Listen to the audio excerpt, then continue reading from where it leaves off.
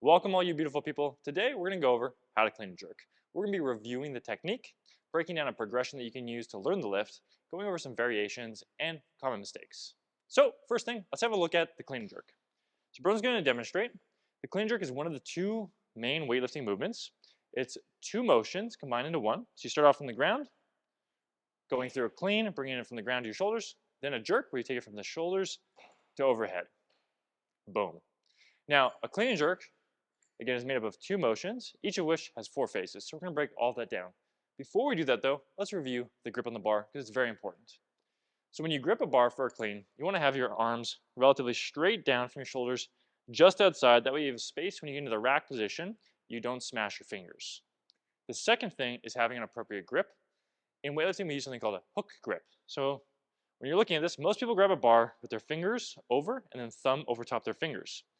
In weightlifting, we go the opposite way, where you have your thumb on first, then fingers over top. And that's going to improve the strength and grip ability for the lift. So make sure that you get it. It's a little uncomfortable at first. Eventually, it does get less challenging. It's always a little uncomfortable, but it's less irritating later on. Now with your grip set up, we're going to look at the starting position. First thing is your feet. You want to have feet roughly hip width apart, pointing relatively forward, and flat on the ground. Then we're going to lower down, getting into that bottom position as if you had plates on the bar. Then from here, we want to think about having a nice flat back, chest up, having around a 45-degree angle, where your shoulders are above your hips and your hips are above your knees. If your hips are too low, you're going to end up with the bar pushed forward in a bad position, and you're going to have a real loopy bar path. Then we want to have that bar pulled back, so it's roughly against your shins and over your laces. And we want to have elbows out, not pulled back. If they're back, you're going to end up having a loopy bar path again, so elbows out to the side. Then from here, we're ready to start the first pull. Now the first pull is going to be from down here up until around mid-thigh. So then you're going to be thinking to push and maintaining a relatively similar back angle and getting set up for that second pull. So you see here around the mid-thigh position, Broden's set up, and now he's going to be starting his second pull.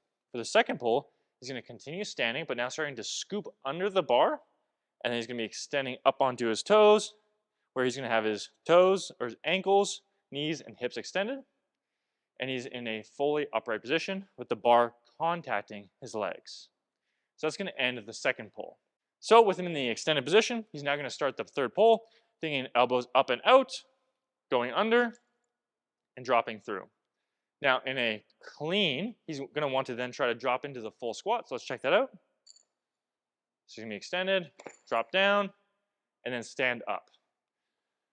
Then from here, we're going to start to set up for the jerk. So now the first portion of the lift is ensuring that you have a good rack position. So you want to have that bar across your collarbones and shoulders. If Broden were to let go with his hands and put his arms straight out, the bar would be able to rest in a similar position. So if you're unfamiliar with the front rack, you should be able to hold the bar here, and then you just add your hands on for additional support. You shouldn't be holding the bar up in the air. So we'll let Broden get his front rack again. Now, some people find this really challenging. You might only have a couple of fingers on the bar at first. The goal is over time, getting a full grip on the bar. Now, Broden has his elbows down. Where your elbows are going to be is going to vary depending on a few factors. Number one, your mobility. Two, your comfort with the lift. And three, what exercise you're exactly doing. For now, we're just going to say elbows in front of shoulders, and we'll fine tune that later. So now in this position, he's going to be thinking to then dip. For the dip, he's going to have his feet flat on the ground, feet pointed out slightly, and he's going to bend his knees and his hips, trying to stay nice and tall.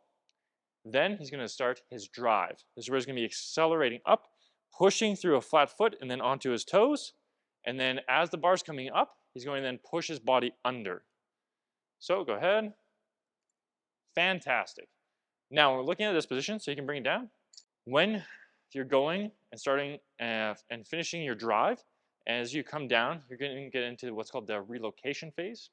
For this, there's two options. You have what's called a power jerk, which is what Broden just showed, or a split jerk.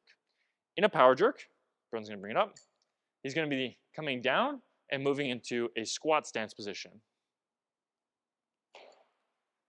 and catching there. In contrast, if he does a split jerk, he's going to be moving his feet forward and back. Beautiful. So we're going to go over the relocation in a little bit more detail in a second, as well as the recovery after each one. So for the power jerk, he's got the bar up, he's going to dip, drive, and then he wants to move his feet out to a squat stance and try to catch it as soon as he can, not sinking down too deep. Then for recovery, he's just going to stand up and bring his feet together. End of the lift. Now for the split jerk, a little bit more complicated.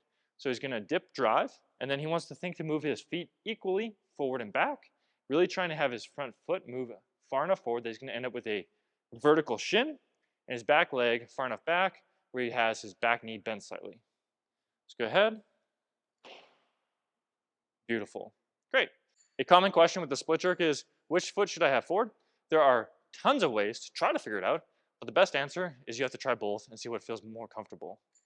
People try this drill where you fall forward. People talk about which leg you kick with. None of them end up necessarily giving you the correct answer. People that have answers to all those may end up changing it in time. So just try one and then stick with it for a while. If you don't like it, try the other way. Now, the next thing is, what do you do for getting the bar down and how do you fail safely? So first thing, we take the bar up overhead. Whether you are doing a clean or jerk, the best option for bringing the bar down is to drop the bar. So typically, we would drop the bar with weights on it. You don't generally want to drop an empty bar, but if you have bumper plates and you're in a facility where you're able to drop it, that's the best option. Now, if you aren't able to drop it, as you just saw there, you can lower it under control. So what Broden did was, he looked up at the bar, he started to bend his elbows and his legs, and then he tried to catch it on his shoulders. Then you lower it down from the clean, doing a quick little up action, and then lowering it with a turnover, catching it by bending your knees, receiving on your legs, and then lowering from there. Ideally, you can just drop it. That's the best case scenario. Now, in the case of misses, if you're going to miss a clean or a jerk, it's usually going to be out front. So the goal is to push the bar forward and let it fall and jump back. Sometimes, though, we have jerks that miss behind. In that case, you're going to be here, and it's coming down behind you. You should let it go and step forward and get out of the way. Relatively safe and easy to fail with. One thing that sometimes occurs in a clean, though, is where people receive it and they're starting to fall backwards. If you do end up falling backwards, try to hold with the bar and keep your elbows up. An issue happens where people put their elbows down, and that is a risk of a wrist fracture. So just think, elbows up, there should be more than enough space if there's plates on the bar that you're safe, so just fall backwards. I've done it in competition. It should be okay. Now, we're going to talk about a progression. Now we're going to go through a 4-stage progression for learning the clean and jerk. Stage 1 is all about positions. So we're going to be starting off going through a hang muscle clean plus push press. So for this, Broden's going to be starting in the hang position. So he's got his grip. He's going to lower down to the top of his knee. Then he's going to go through a hang muscle clean. So he's going to be starting there, bringing the bar up, having it come through, turning over, and receiving. He's not going to rebend. He's just going to hang muscle clean. Then, at the top position, he's going to do a push press. So hang muscle clean. Then a push press is where you dip and drive, but you don't relocate. You just extend up overhead. Perfect. And he brings down and repeats that as 2 movements. So he's going to then do a hang muscle clean again and push press. And then you repeat those going back and forth for reps trying to drill it. Then the second exercise is called a split press. So here, Broden's going to be in a front rack position. He's going to be getting into the position that he'd like to receive in. And then he's going to press overhead. Fantastic. Now the goal here is that he gets comfortable in his split position, trying to reinforce a long enough stance where it's roughly a vertical shin and drilling that overhead position.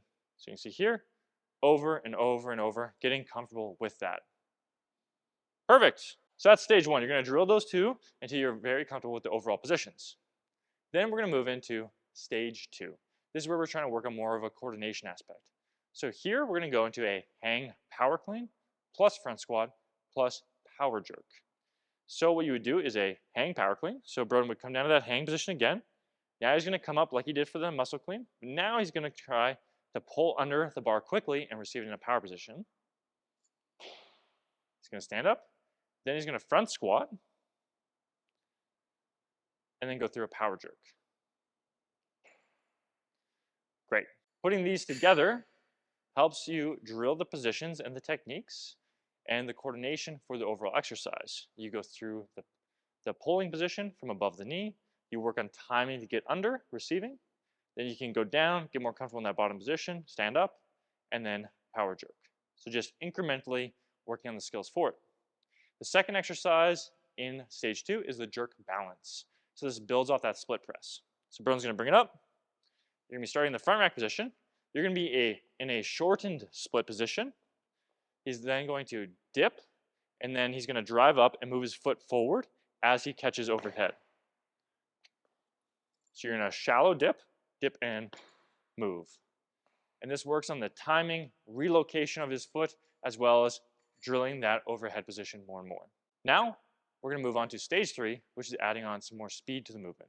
So this is where we're going to do a power clean, so starting from the floor and receiving above parallel, and then going into a split jerk.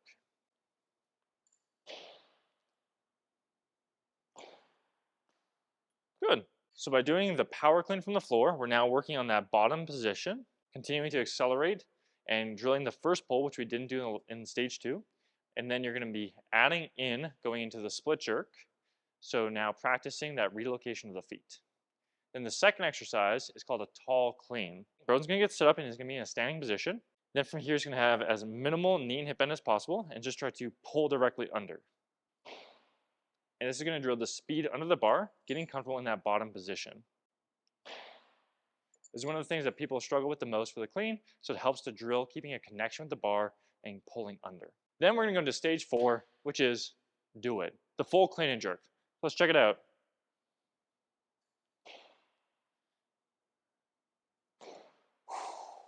Beautiful, nice, nice, nice. Now, a common question with the split jerk is how do I get back to my starting stance?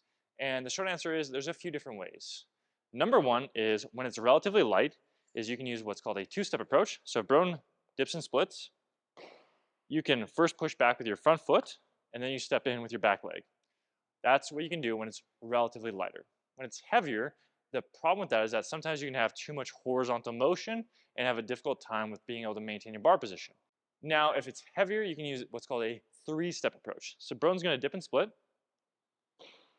And then what he's going to do here is do a half step backwards with his front leg. Then he's going to step into where he'll finish with his back foot and then finish with his front foot. This can be a little uncomfortable with no weight, but when it's really heavy, it helps to keep the bar centered in position.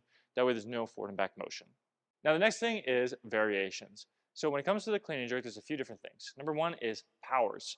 So when we look at this, we've already reviewed them, but essentially, whenever you receive the bar and you catch it above a parallel position, that is a power clean.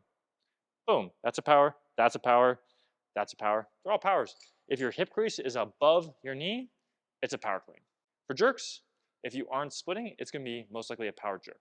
There is a squat jerk, but probably not going to recommend anybody doing it because it's just very technical and challenging exercise. Then we also have hang variations. So we already reviewed them a bit, but there are 4 primary hangs: hip clean or a dip clean. So you see Broden's just going to bend his knees, and then he would jump up and catch. Or you have a high hang. That's where you go over the bar a little bit, relatively mid-thigh and up. Then you have a hang, which is down to the top of the knee. And then you have a low hang, which is below the knee. Then we have pulls, which is what Broden was just demonstrating. And that's where you're going to be going down and then coming up and extending, but not purposely bending your arms. And this can be done from different hang positions. Like you can do a hang clean pull, or you can do it from the ground, which is just a clean pull. Then you have high pulls, and that's where you go through the same motion, but now you bring the bar as high as you can without turning over. So we can check that out. Exactly. Then you have a muscle clean, which we already saw, but it can be done from different positions. So Broden's going to go here, and this is where you're going to have no rebend, but you do turnover. And then for jerks, we have the jerk balance, which we saw earlier, and then also a tall jerk. So for a tall jerk, Broden's going to bring it up. He's going to have it up to his forehead, and then he's just going to drop under and split quickly.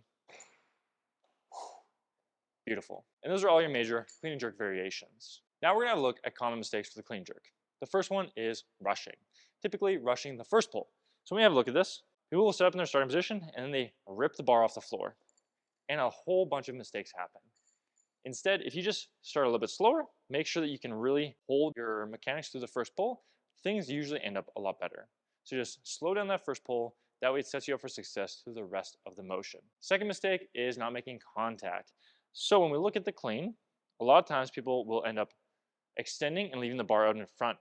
This can happen for a bunch of reasons, but keeping the bar back, making sure you're fully coming through, being patient through your extension, not rushing, will set you up to make contact. Making at least a slight gentle brushing contact is very important for success in the long term. Then the next mistake is being crushed by the weight. So a lot of times people will again rip that bar up really fast and then it will crash down on them. So this will then often make them miss out in front, have a really hard time standing up, or just struggle with the clean and jerk in general. To address this, you can practice tall cleans, high hang cleans, things where you have to really make sure you maintain that connection to the bar like we did in the progression. Then the next mistake is leaving the bar out in front. And this can happen in both the clean and the jerk. So a lot of times people will end up doing a clean, the bar loops around and then lands out in front of them. When this happens, you end up crashing forward and having an issue with it. So this will commonly occur because your elbows are pointing backwards, so turning them out will help. Another one is when people push the bar away from them. Whoa, that's really far out. So you want to try to work on being able to come up and then scoop under and extend up, not forward. In the jerk, people will end up in that position, they dip and then they push the bar forward and then they have a really hard time receiving the bar. So a couple of things you can work on are number one, thinking to push the bar back and thinking head through. Normally those two cues help to improve this a lot. All right, so that's a breakdown on the clean and jerk. Hopefully you enjoyed that video. If you did, hit that like button. If you have any questions or any suggestions for future technique breakdowns, leave them in the comments below.